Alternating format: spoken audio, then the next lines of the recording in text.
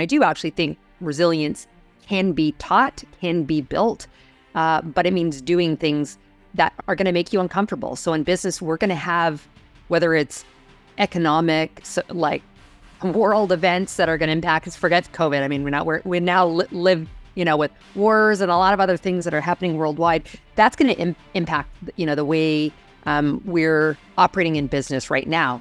Generative AI is being talked about in every business and with every leadership team that I'm talking to, whether you sit in technology or not, but it's impacting the way we work.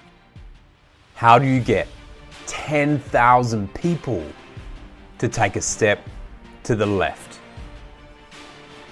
What's behind the relentless mindset of a world champion? Why do teams of exceptional talent fail?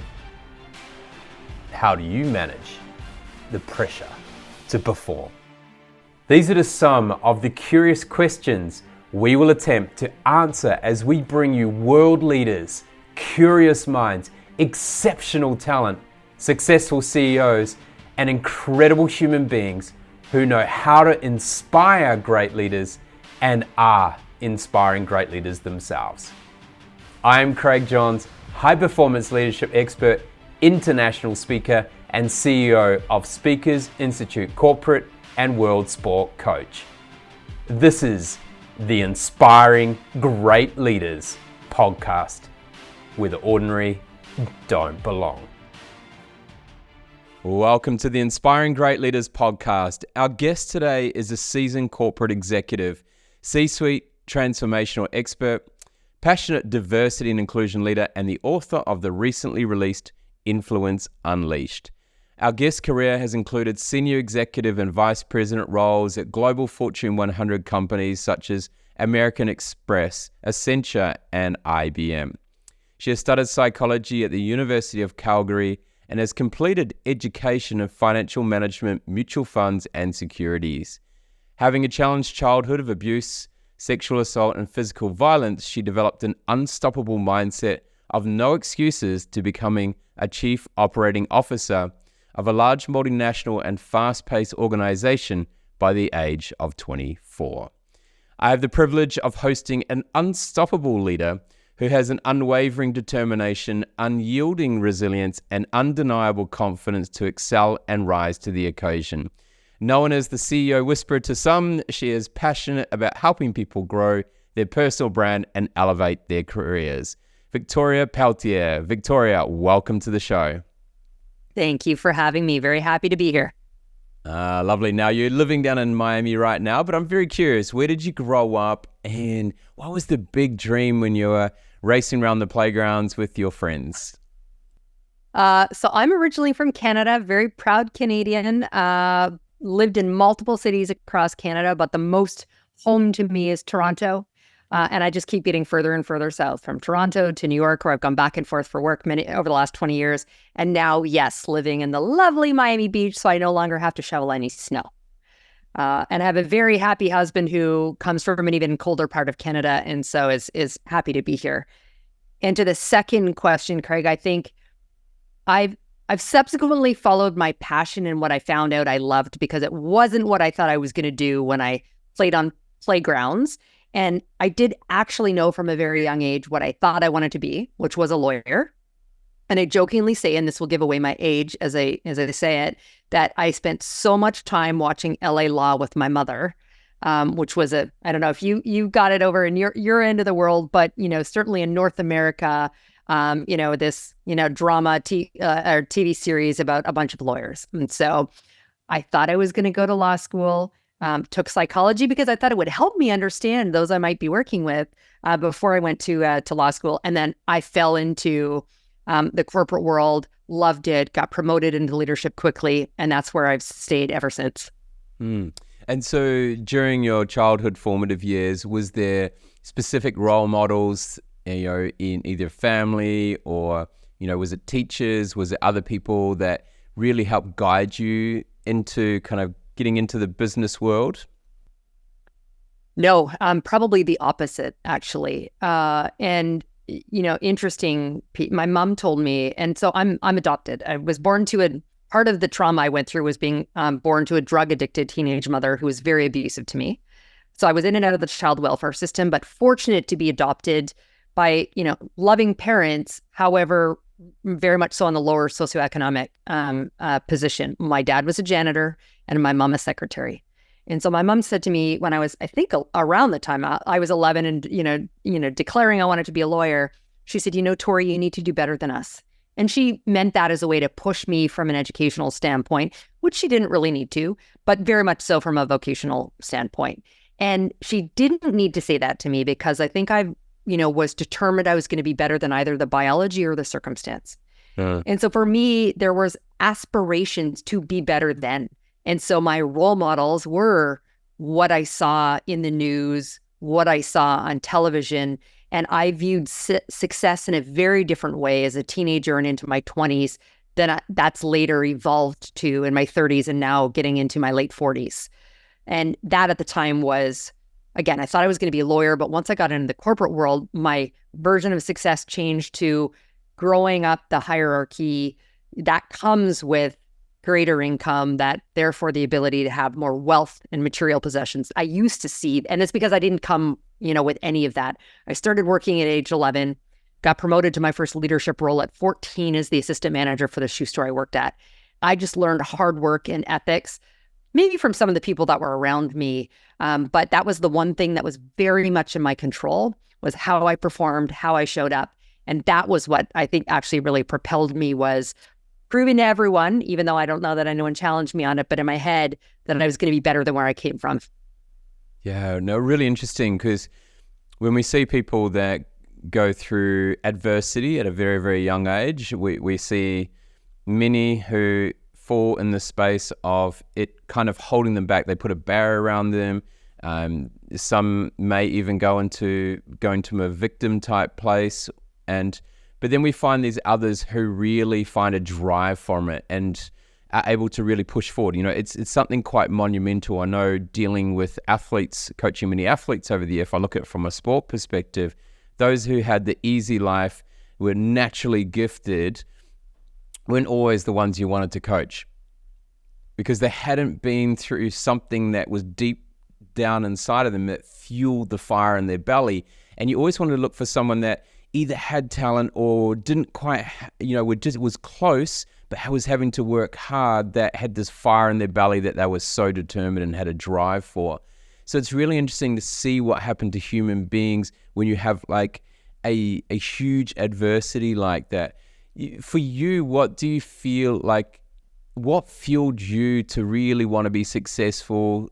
Was it just an innate thing, or did you leverage off the challenges that you faced along the way? It's so interesting. I like this nature nurture debate on a whole host of topics, but when I think about this in particular, I do think there is an element that is absolutely innate. I think there is something in my DNA, that has made me fight or flight, a fighter. And so I think that's helped propel me. I mean, there's been lots of adversity that I've continued to deal with since. And the early years helped build some resilience. Not maybe the healthiest way of being resilient. I've learned how to develop that as well. But the, desire to achieve a goal or objective and just not letting circumstance or what anyone else would say hold me back from achieving it. You referenced in my intro about being unstoppable. That is my sort of life's philosophy and mantra. Once I set my mind to something, I am not going to let anything prevent me. I might have to sidestep sometime. There's going to be challenge that comes my way. And a lot of that is innate. And the rest has been mindset, quite frankly. Yeah, because there's a lot of talk about resilience in the corporate world right now, or even in human life. Everyone, it's a bit of a buzzword in a way. It's kind of one of the ones that everyone's talking about right now, and it's an important word. And you can either microdose resilience along the way, like say what you might do in a sporting sense, or you might do in some other performing thing where it could be where you're constantly getting feedback, or you're constantly putting in a performance where you're kind of putting yourself in a challenging role. And then there's the resilience from really big adversities that come along the way.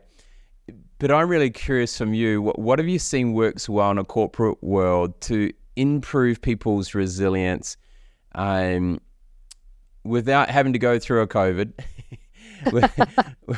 But from that micro dose point of view, which is really important, like we want to challenge enough, but we don't want to overstress it. It's like a muscle, right? You don't want to over challenge a muscle, otherwise you get injured and then you're no good anymore. So what have you seen working well? Creating safety, quite honestly, in the corporate environment. And that means a little bit like, as you said, building a muscle. And I do actually think resilience can be taught, can be built, but it means doing things that are going to make you uncomfortable. So in business, we're going to have, whether it's economic, like world events that are going to impact us, forget COVID. I mean, we now live, with wars and a lot of other things that are happening worldwide. That's going to impact, the way we're operating in business right now. Generative AI is being talked about in every business and with every leadership team that I'm talking to, whether you sit in technology or not, but it's impacting the way we work. COVID did also impact a number of things around the skill economy and focus on skills, and Gen I impacts that. Hybrid work, for all of those things. And so for me, the safety means, we're going to feel discomfort, but particularly from a leadership perspective, but hopefully we're all doing it regardless of title or hierarchy, creating that safe space for us to feel the discomfort together. Successful change management, and that's really what it is when we think about like developing resilience, comes with creating transparency in what we communicate, vulnerability and emotion, and having conversation, and even just recognizing that it's uncomfortable. And sometimes it's going, I don't know what I don't know. Here's what I can tell you. Here's what it's going to mean. Here's the timelines, those kinds of things. And that's not natural for every leader. And in some cases, it's just because it's not the kind of leadership that they experienced when they first entered the workforce. So do you think, to really develop resilience, obviously, yes, you got to provide that psychological space. Do you think like a coach leadership style is becoming even more important now when, because some people can have either been through enough where they're aware of things and can make adjustments when they go through those little bits of adversity, whereas others may need a guide, may need a Mr. Miyagi for Karate Kid along the way, just to guide them through these little challenges. So, because things happen and either people, as you say, they fight or flight or even freeze sometimes in a way. And so how do we ensure that as leaders we can continue to support people through these moments? That's a really important part of resilience, I think, is surrounding yourself with community. And that community needs to be made up of, in the business world, certainly coaches and leaders and mentors who can help guide you through it, support you through it. It's also others, not to have a bitch fest with them, but others who can understand and you can chat with. And so I think as leaders, it's imperative for us to, one, as I said earlier, communicate in a very different way in terms of the transparency we need to have with people that helps give a little bit of safety when there's, challenge or transition coming. But it also means having deeper conversations with team members to understand and unpack what is making them feel, that way. And sometimes it's like, I find it can be very superficial. Like I personally have always had regular one-on-ones scheduled in my calendar. I've always made it very clear, like we're going ad hoc anytime we need to and anytime there's an issue, but just as a secure time that we're going to get together and have one-on-ones. And I see too many leaders do that. And it's this very route kind of checklist through performance, et cetera, and not getting to truly engage at that level and asking some of those questions and reading body language, which sadly, now that post-COVID, we do so much of that over Zoom or, similar calls, that we don't get a chance to do that. So I think this is where it becomes more imperative for the leader to dig deeper into those things and try and create much more of a trusted, authentic relationship and rapport with our one-on-one, like direct reports and beyond. Yeah, I mean, the power of being able to listen, if you can't, if for whatever reason you're not seeing them in their whole body or you're not even seeing their face, the importance of being able to listen for the subtle shifts in tonality. You can tell, like if you're attuned to it, you can tell pretty quick when someone's on or struggling, or when they're kind of just floating along through the way. But I feel though sometimes we often wrap people in cotton wool. Not so much like we're always there to kind of pick them up. Like sometimes we see people go a bit too far with this as well. We try to pick them up, or we try to soften the blow too quick, and to build resilience, sometimes we need a bit of struggle. And I was talking about this with someone the other day, that one of my best ever coaching calls as a coach was 1.5 minutes long. It was a 60-minute session, and it was 1.5 minutes long. And I still rate it as probably one of my three top ever coaching calls. And I asked the person, what's happening right now? And they shared with me what was going on. I said, great. All right, I'm going to see you in 1 week's time. This is the end of our conversation. That was it. And because that person needed to go through the struggle to be able to figure it out for themselves. Because if I coached them, I would have solved the problem for them by the way I coached them. And it would have been an easier way. But you sometimes got to go through that struggle to really be able to build it up. And so it's trying to get that fine balance, which I think is an interesting position now, where we're getting so much thrown at us as leaders to, hey, be a coach leader, to be, to create more space, but then we just wrap them too much sometimes. I agree completely. And as you're talking, almost makes me, it's reminiscent of being a parent as well. And I am two adult humans now. My kids are 24 and soon to be 20. And particularly for my younger one, who I think wants the easy button all the time and comes to mom to ask those questions.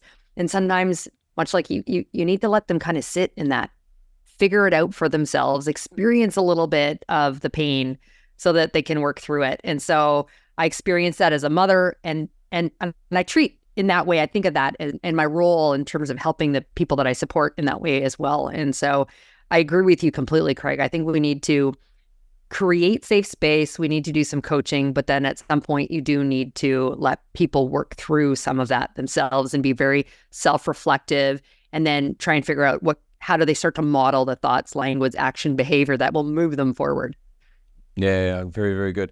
Now, moving into like a chief operating officer role at age 24, if you reflect back now, what was, we've talked kind of, there seems to be this real deep drive in you. We've got that. But were there other characteristics that you can reflect upon now as a reason why you ended up in that position at such a young age? Yeah, I do look back on it, and it was so instrumental, that role in particular, in terms of like where the rest of my career took me. And it was a stretch role for me. Although I started working at 11, first leadership role at 14, I graduated high school at 16, out of college at 20. And they chose me for a few reasons. One, I had been leading large operation and contact center operations for banking, for two large banks, and they had banking clients, and I was leading basically contact center operations in the world of outsourcing. So tick in several boxes, but I was leading all functions of that organization except for finance, HR, technology, sales. Like I hadn't done that before. But I think what the part that enabled them to gain confidence in my ability had a lot to do with my level of confidence. I have never been a fan of fake it till you make it, with one exception: confidence. And so when I haven't felt it, I've showed up that way, because confidence is often equated to competence. And so I think I gave them confidence to hire me. And the other added element is, I'll say storytelling. I don't mean fables storytelling, but my ability to translate things in a way that can be understood. So where I could say to them, here are the specific examples, work experience where I've done this. So I said sales and HR. Well, I'm like, well, they haven't reported to me in the past, but here's some things I want to talk to you about and so that ability to communicate and effectively storytell, plus the confidence, plus the boxes I already ticked in terms of what experience I had, is the reason I was hired in that role. Yeah, great. The ability to be able to project confidence, even no matter what's going on inside, and it's a skill that can be taught relatively quick. In a way, it's around your body language and and even how you stand and move and smile and things like that. And breathing's a huge part of it. And I know for me as an athlete, that was, I used to have some of the athletes would say to me, "I hate you." And I'm like, "Well, how do you hate me? What have I done?" And they said, we have no idea how you're feeling on a day. We have no idea whether you're going to go good or not, because you always look the same. You always look confident. And it actually intimidated them a bit, which is really, really fascinating. But inside, there was all sorts going on. I was like every other human being trying to deal with all the challenges that we face inside. So I wasn't a robot at all. But I think it's important that we can, as leaders, that we can inspire a bit of confidence in people, but really, help shape the way they walk and they talk and move, so that, that people look up to them, even though, like every other human, they're dealing with stuff inside. Mm-hmm, mm-hmm. So you've got that role. You then land in some big fortune, some big companies later on in your career. And obviously, when you've got a bit smaller companies, you know everyone. But when you start getting up to some of these bigger companies where you've got 500,000, 750,000, I think Accenture's even more than that potentially, staff across the world, the personal touch around the company changes a little bit. You only get to know a few of them personally. So how did you go moving into those roles where you were having influence throughout a company, but you may not have ever seen or heard of many of those people? Yeah, it helps that I progress to bigger and bigger, companies and roles within some of those companies to learn a little bit more. I think I had that, actually going back to even that first role, I made the shift from what was primarily a business to consumer business of banking to now business to business. Yeah. And leading that commercial team, like I needed to understand how do we sell? And I very quickly focused. I didn't have the vernacular back then to call it personal branding, but creating differentiation. People do business with people they like, trust, and want to do business with. And so making sure not only is the brand of the business having identity, but the individuals as well. And by building a strong brand, and then how we network and engage with people. And also starting to work through the process of understanding who the actual influencers are in business. And that means deeply understanding, listening, you said that earlier, things that might not otherwise be natural, like who's connected to whom. Like I want to know all of these things. And so taking that in like these smaller settings, so that as soon as I stepped into a Fortune 500 company, and now I've got tens and tens of thousands to, yes, Accenture, 750,000 person organization, quickly, I've already built a brand, so I can walk into those organizations and they know a bit about me and whether they want to engage and how I'm going to engage and work with them. But I've also made, I have a phrase I use a lot, strategic intentionality around everything I do, my brand, my networking, my career, etc.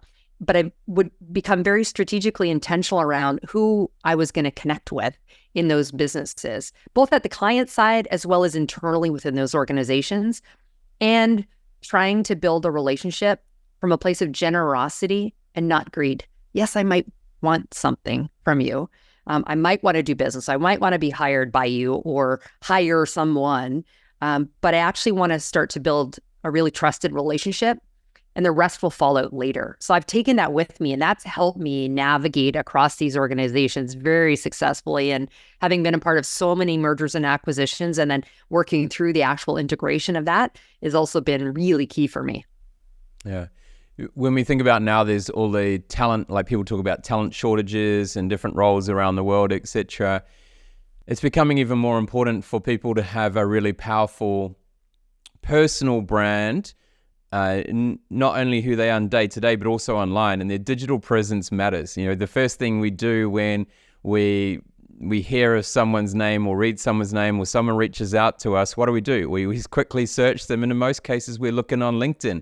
And so if you're not able to convey who you are in that world, then you may miss out on opportunities, because we are, as you say, people follow people. And if we don't get to know who you are, then you're going to miss out on opportunities. And so when if you want to unpack your personal brand first, and then we can look at how we can maybe build that up for other people. Can you unpack for us how you would describe your personal brand? Yeah. Well, first of all, I'm going to tell you there's a word that I have in my personal email signature line is a multi-potentialite. But that does actually describe me well, and that I am very multifaceted and have a ton of diverse interests.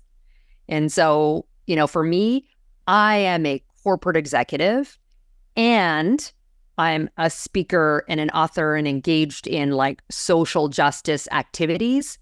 But Victoria as a human is incredibly values driven, focused on doing the right thing, very focused on equality and justice, and being a really good human. And so, and with that comes, for those who work with me, things like loyalty and deep trust, because they know I have my team's back. So those would all be ways in which I would describe my brand. I'm so much more than that. And I think the brand foundational elements include other things like what makes you different from people who do what you do. And I can certainly articulate that. But at a macro, that's what I'd say. So if I talk to your children and ask them, what do you think your mum's number one top trait would be? What do you think they would say? Oh, don't ask my children. I sign off social media posts with a couple things. Unstoppable, as I've already said. The other one is no excuses. Drives my children insane. So, I mean, they'll definitely say I'm a hard worker, but they'd probably say I have really high expectations that I'm not quite sure in their young adulthood. They've really, I think they feel intense pressure given my work and sort of public persona. So I'm not always sure that their opinion is based in what I would actually say I want for them or how I would guide them. But hard worker, they've never known anything, but for me. I've been in executives. That first role for me was when my first son was three months old. So they don't know anything but that. And that I'm, very driven and outspoken is what they'd probably say. Yeah. So how does that play out with people and teams? Because obviously you're talking about your kids there who might get a bit frustrated about your no excuses and your unstoppable approach, and could be a little bit intimidating to people as well. So, we've got to be really authentic, and this is who you are. And so, just to kind of help a few people with, this is who I am. But do you ever do you temper that to meet other people's expectations, or are you more of, look, this is who I am, come follow me? How does that work for you? I have learned how to adjust. I mean, I'm A-type personality. I've grown into extreme extroversion. I've always had the confidence. But actually, I made some mistakes in my leadership and my presence when I was in my 20s. So being a young only female executive, I actually had a persona of all business all the time. I had a nickname in my late 20s as the Iron Maiden because I never showed emotion, because I was so fast-paced, go, go, go, all business. So I had to change with intention, not only how I showed up, but literally how I was leading. And at the time, it wasn't natural or innate for me to be as soft, be the whole human. So I've grown into that.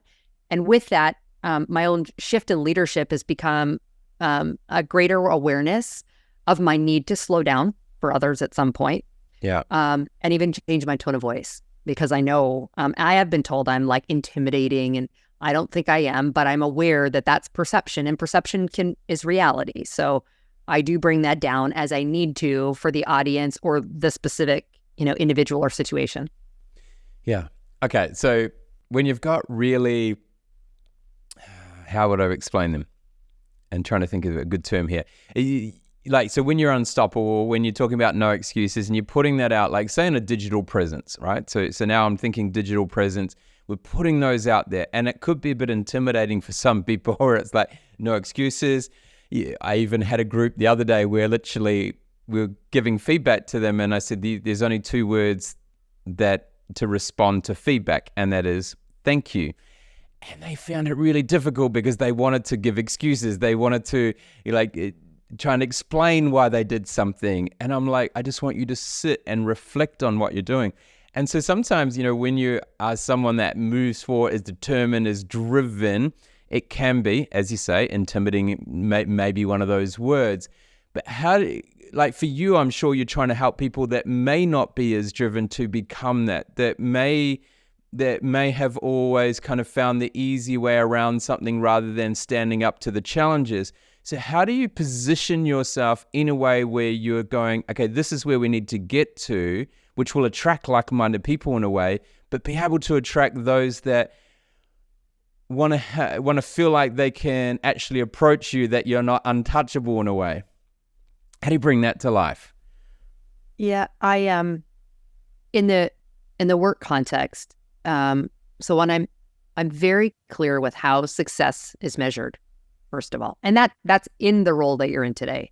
And so when just talking about the excuses and when we do performance reviews, so I'm very clear, and I seek the same for myself around how success is truly measured, because I've seen far too many times there's very different ways it's said one way and it's another. And so I'm setting really clear goals, objectives, and measurements for my team, so they know what that's going to look like.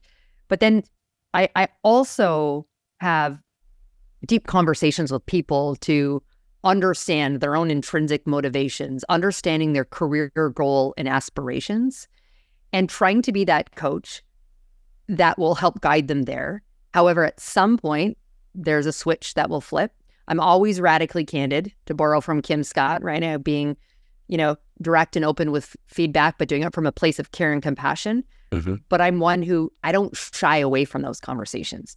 And so at some point, if you're going to continue to bitch and gripe about whatever the situation is, control what you can control. And so I will be very direct in terms of then how do we move forward? If you want to go from here to here in your career and you haven't been able to do it, what's holding you back and pushing them?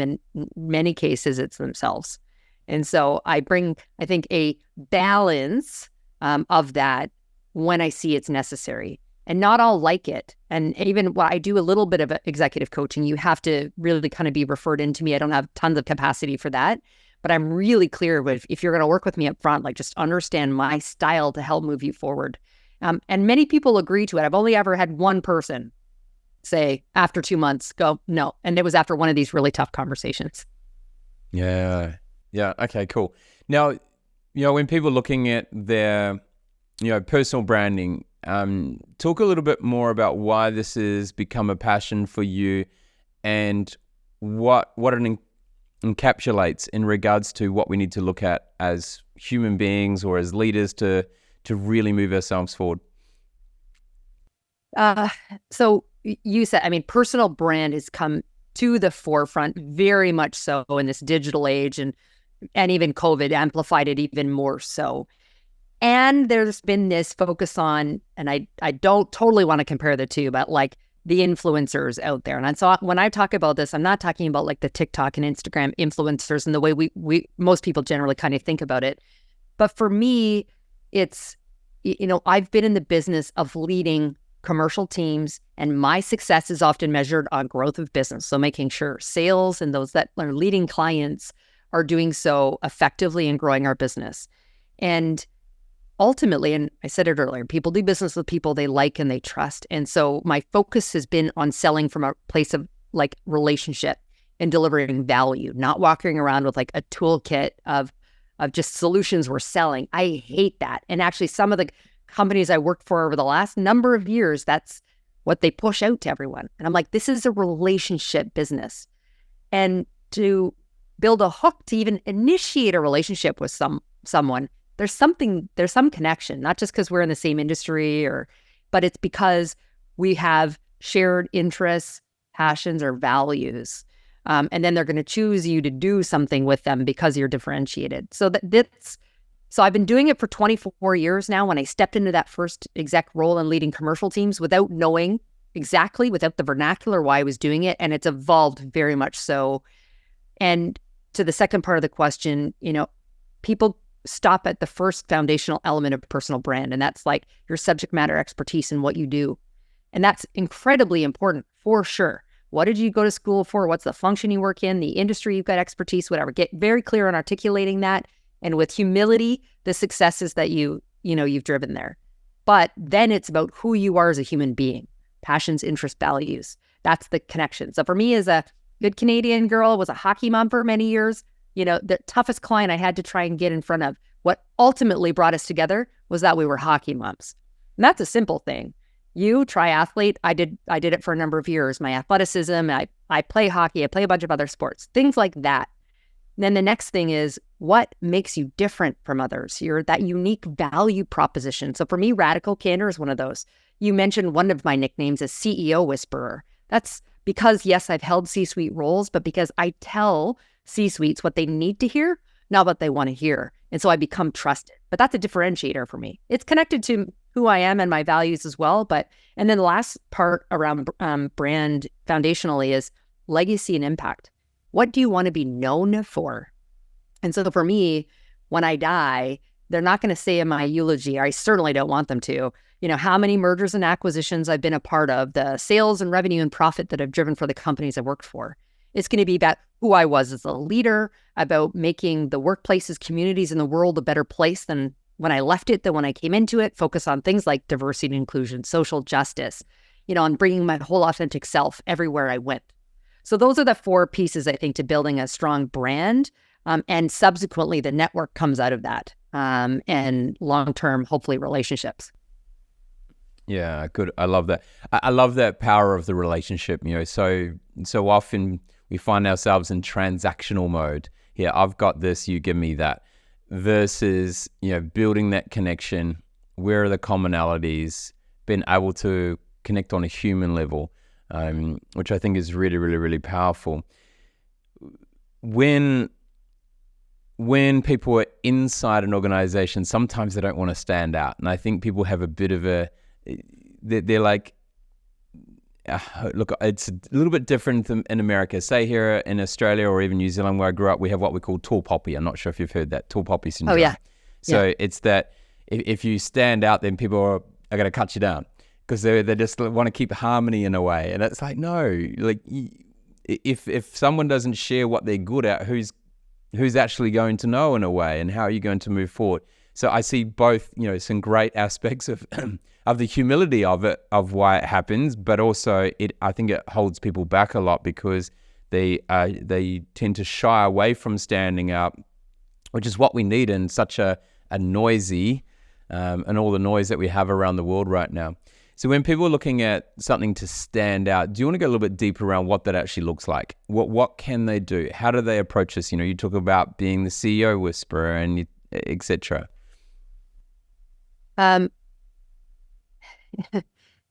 So there's a number of ways. I think, first of all, there's a recognition that you should not be all things to all people. And so I find when I start to work with people on their brand and like, what are your goals and objectives and what's your audience? They try and go like very broad, like peanut butter spread across. And so I want people to recognize, no, and you shouldn't be.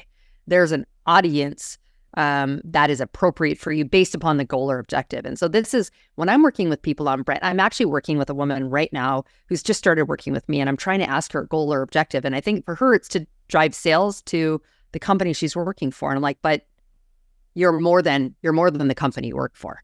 And so who are you as a human? And so what I'd say is getting very clear on who is your audience and what is the goal or objective you have for yourself. Some are superficial and they truly just want to become more of the influencer, and I want more connections, more followers. Oh, okay, but then why? What does that get you?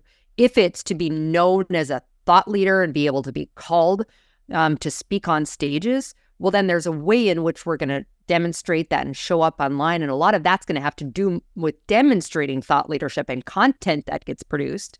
Whereas, maybe it's as a business leader, of large teams, or maybe you're in sales, then I'm going to say it's something very different. But again, there needs to be a hook that is very targeted to your audience. And again, not everyone you shouldn't be everything to all people. So for me, if you Google me, like, it is very clear, I'm I am actually a member of the LGBTQ community. I was married to a woman before being married to my husband, and I have a trans male son. But you're going to see that I'm a massive advocate for diversity, equity, inclusion, and not just women and not just the LGBTQ community that's out there. That does not resonate with everyone's values. And I am fine with that. I want to work with people where there's alignment. So I'd say, Craig, when I'm talking to people around this, get super clear on what you want to be known for. What is the objective or goal you have for building your brand? And then subsequently, the strategy for how you go out and leverage that should change based upon each of those things.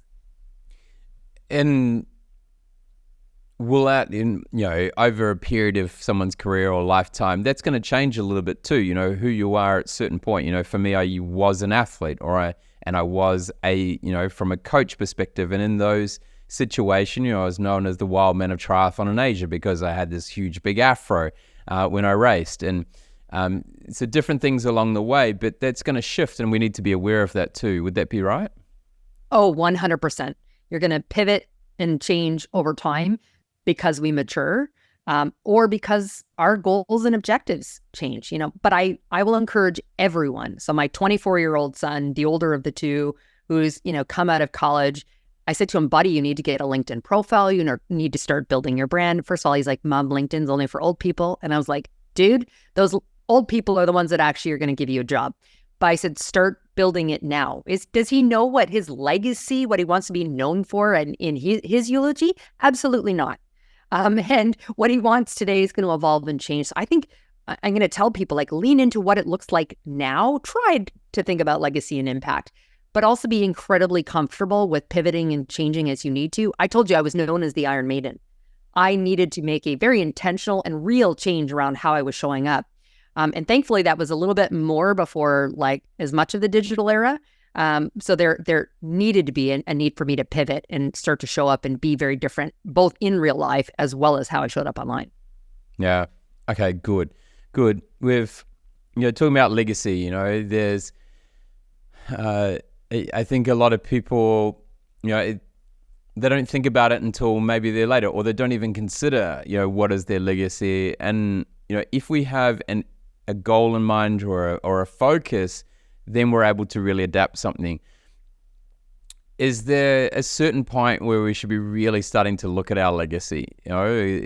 If we do it too young, do we have enough life experience or understanding of ourselves? Is there, what have you sort of noticed along the way in regards to legacy? Or do we create different legacies along the way? And should we be focusing at different points in our life around, here's the legacy we're leaving now, here's the next legacy? Yeah, I do. I think that there's different versions of it. And legacy, many people associate with death. And so I think when we're earlier, I just encourage you to think about impact and how you want to be known. And then start to evolve more into the legacy as we get a little bit, older. And I don't know that there's a right age for that, by the way. But I have a lot of conversations with executives now. I've sat on multiple boards.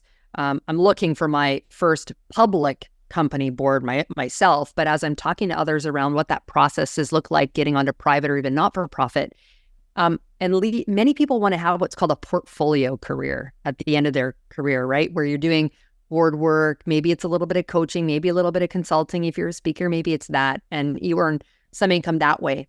And I'm finding people are talking about that when they're 55 and they say they only want to do a traditional, work before they retire for X number of years. Well, that's a heavy lift to try and build toward that. So I would encourage people to start to think about that now. And I get it. There's only 24 hours in the day.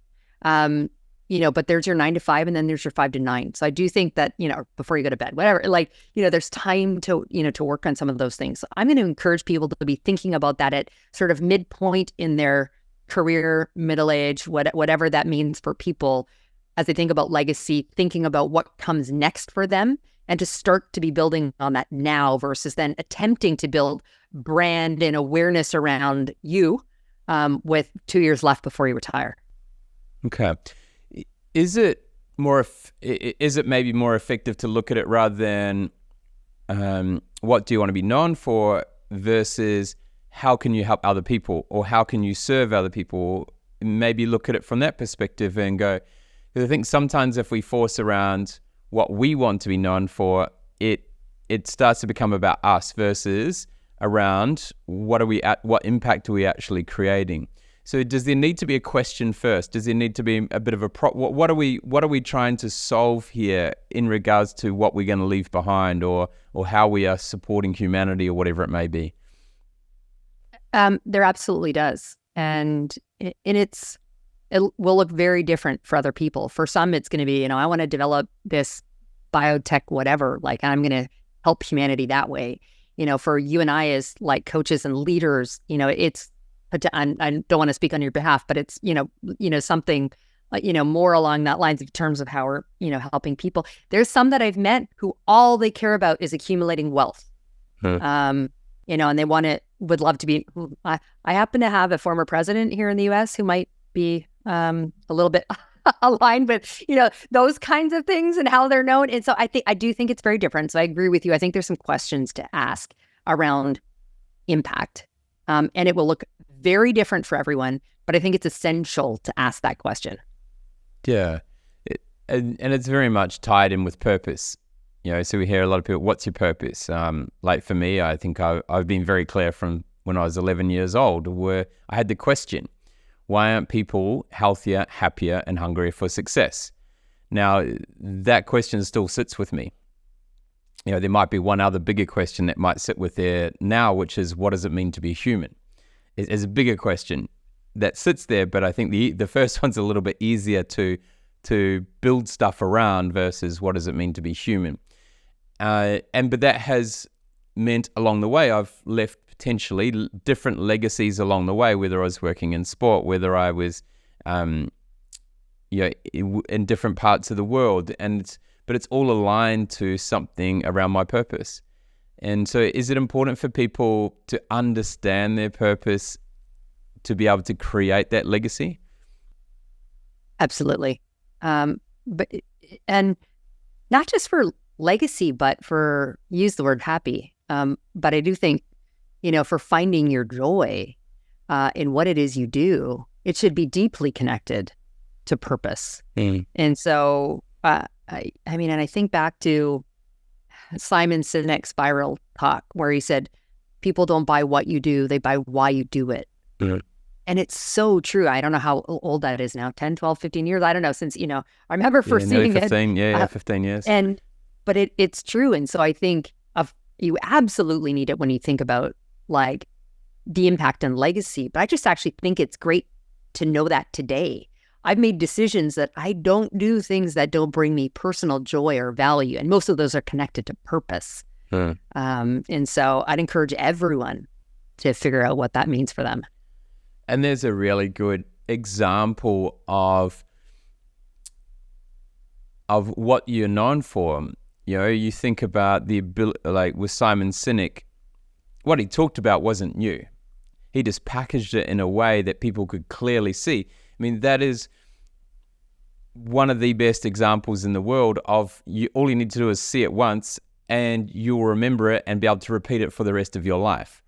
Like the 3 circles, the why, the what, and the how. It is not something you need to see multiple times to try and understand it. It's not complex. It's actually very, very simple. And that's the genius of someone like Simon Sinek, who is, yes, he comes from advertising and marketing background, but his ability to package something in a way that is easily catchable is a real art. And I think if we want to be able to stand out, if we want to be known for something, it needs to be really clear and easy. For you, it's all over you in the way you talk, in the way we read about you online around this unstoppable, no excuses person. It stands out. Like, we're not going to forget that. I mean, it's embedded in my mind. And I've only known you for, we've only been online here for nearly an hour, and I've only seen your LinkedIn and your website, once, but I know who you are.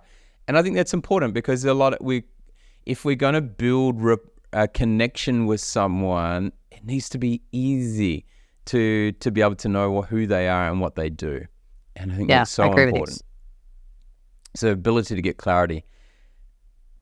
Now, you talked about, and I think this is beautiful, you talked about the ability to be able to, you talked about story and that being something really a huge part of who you are. And I think it's one of the key components of getting people to change or getting people to do something, to take action, is the ability to be able to visualize actually what it looks like. And it's something that some people do really, really well. But for many people, they know it's good, but don't know how to do it. And how do you visualize, like from an influence perspective, what are some key things people can do to really be able to visualize what something looks like? I'm going to tell your audience of someone, I don't have a need for incredible visuals. I have the ability to visualize things. So when I design like my interior of my homes, whatever, like I don't need to have it in an application online. So I'm probably not the best person. I also need a vision board to hold me accountable. That works for others.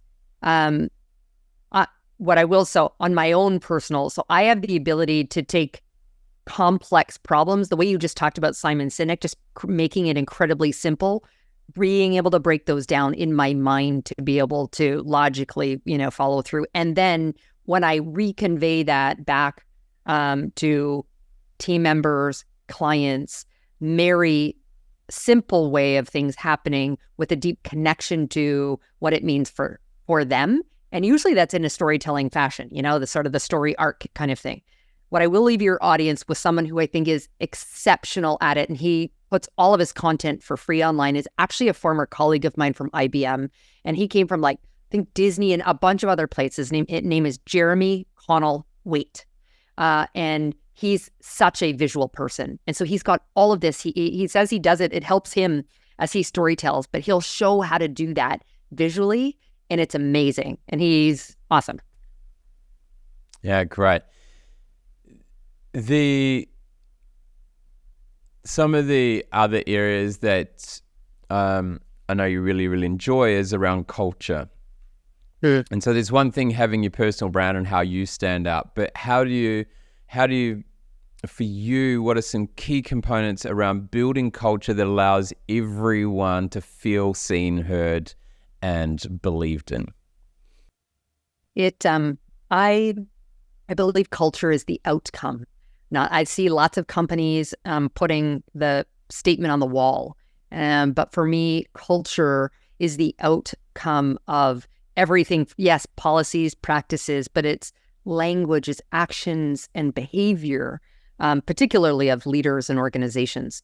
And so I have been maniacally focused on building positive cultures by being that kind of leader. And so for me, it is a deep commitment to, and the data shows that diverse workforces are more innovative. They have, higher employee engagement, higher top and bottom line results. So I hate, for people to dispute the reasons why we should have diverse workforces. So I am absolutely committed to it. With equity we shouldn't even be talking about equity, although the World Economic Forum said women in North America, I don't know what it is for your part of the world, 60 more years before we receive parity from a pay perspective. So we shouldn't have to talk about equity, but we are the inclusive part. And so creating an environment where everyone feels like they belong, their whole person can show up, and that whole person might have horrible lived experience or just very different and unique from others. They might have worked in other parts of the world. They might have been an athlete and then they stepped into the business world. Respecting and creating a space for everyone to share that openly, and the respective individual conversation and dialogue to come to the table. And I think that's exceptionally important. And then the action part of it is key too. Like I see too many businesses keep toxic top performers because they sell. They'll keep them, and they're horrible people to others. I do not stand for that. And so for me, I will control what I can control. Having worked in a lot of these Fortune 100 companies, my span of control is this big, and the company is massive. And so I'll protect my team and control what I can, but be very vocal around how I think we need to do better and drive towards a more positive, healthy culture. You actually just kind of brought up, one of the previous guests talks about that you can you can train, you can teach teach skills, but not attitude. And obviously, then we had someone respond and say, well, you can do both. But it's, I think, yes, you can also teach, but a lot of people haven't been taught how to be able to train teach someone through attitude, because it's not just a simple technique. It actually requires quite a bit of coaching and work and deep understanding of human psychology to unpack what might be causing that. And so when you've got toxic people in the organization, and they might be high performers in regards to sales or outcomes, etc., how do we then approach that? How much time do we put into trying to change that attitude versus, it might just be easier to remove them to create a better culture where collectively everyone can then grow more be more effective as a team? I have always been a proponent of making sure that we're working through the appropriate performance improvement plan process that comes with starting with the really open dialogue and radical candor around people. And that can vary depending on whether it's a behavioral issue, is it like some of the outcomes specifically to tasks, et cetera. But for me, that's a 90 to 3 month to 6 month process. And it shouldn't generally take more than that, depending on what it is. The challenge is when it's a behavioral piece, and we cannot have these confidential conversations to let others in the business know that that's what we're doing. And so that's why for me, it's never more than 6 months, but it takes some time to work through all of that. And it's a really, tricky situation. I've just been in so many of them, having led so many teams in different businesses. But I think it's exceptionally important, and it sets the tone, I think, for the company. Like there's one instance where I worked at one company, and there was a top performer from a sales perspective. He's an individual contributor, but he has to engage with all of these other teams. But I mean, he was horrible to others, swearing at them, not honoring people's time, canceling meetings last minute. Like his HR file was massive. And I remember talking to one of the leaders, and she sort of said he's like protected. And I said, well, then here's what I'm going to do. I said, my team will never work on a sales deal that he's working on because I'm not going to expose them to that kind of behavior. So unless the company is willing to address it with him, I said, then this is what I'll be doing going forward.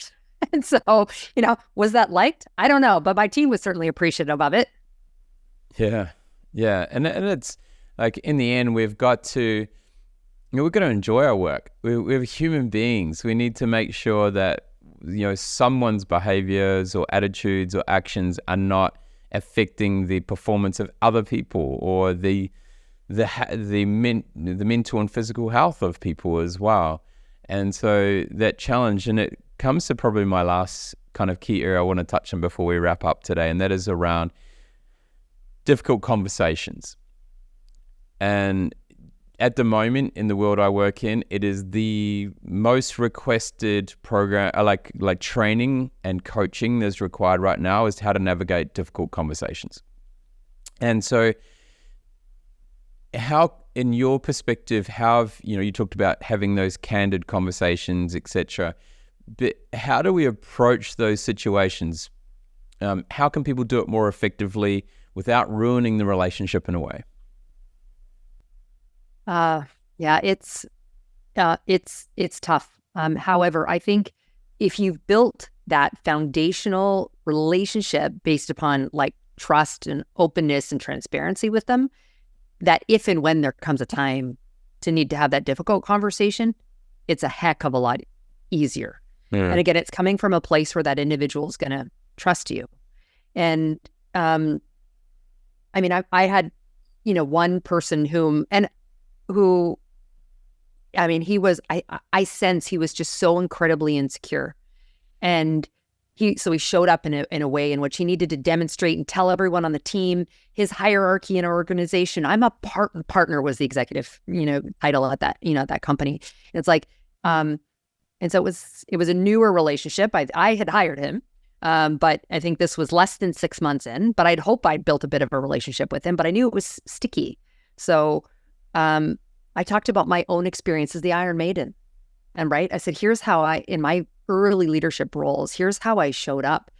And I said, I had to reflect on why. And a lot had to do with my insecurity, being a young leader, around my lived experience. And so the ability to, again, I'm being vulnerable and I'm sharing something personal with him, I think helped, his ability to receive some of what I then needed to say, the feedback coming from teams and even a little bit of which I'd observed myself. He was able to receive it. Now, sadly, I left that company before I could complete the process with him to see it fully through. So I can't talk about the final outcome. But I do think my ability to then bring that own personal experience, and that goes a little bit to storytelling as well, in terms of the success that can have in whether it's in this case a tough conversation or if you're selling to someone. Yeah, it's that ability. They're building that trust and permission, and it's kind of like the culture of being able to share a bit of vulnerability, but able to have those conversations has got to start from the top and to build that out. And so if they don't have that, it's very difficult to have that conversation with that person, that toxic high performer you're talking about before, unless you've built that around it, because they don't want to be singled out either. Yeah. As someone at that level. We all know smart people have great answers, but the most successful people ask great questions. When was the last time you did something for the first time? You know what? I have been doing it recently. So I left my last firm last summer and have had to be intentional around seeking a job. I am normally directly recruited. And so I have had to ask openly for help. And that asking for help isn't new, but certainly at the level that I'm at and where I am, it's made me exceptionally uncomfortable. Yeah. And that this level of discomfort is new for me that I haven't felt in a very, very long time and in a very different space and situation. So that's probably the newest one. I did pick up hockey many years ago. I was a volleyball basketball player. And so that was new and I stuck with it even though I wasn't amazing at first. Beautiful. What is the one question that you would love to solve? Oh, that's a good one. I would love to know, I'd love to know why the world's so broken, why we aren't embracing humanity and all of the humans. Great question. For you, what is an inspiring great leader, and who is a great example of this for you? I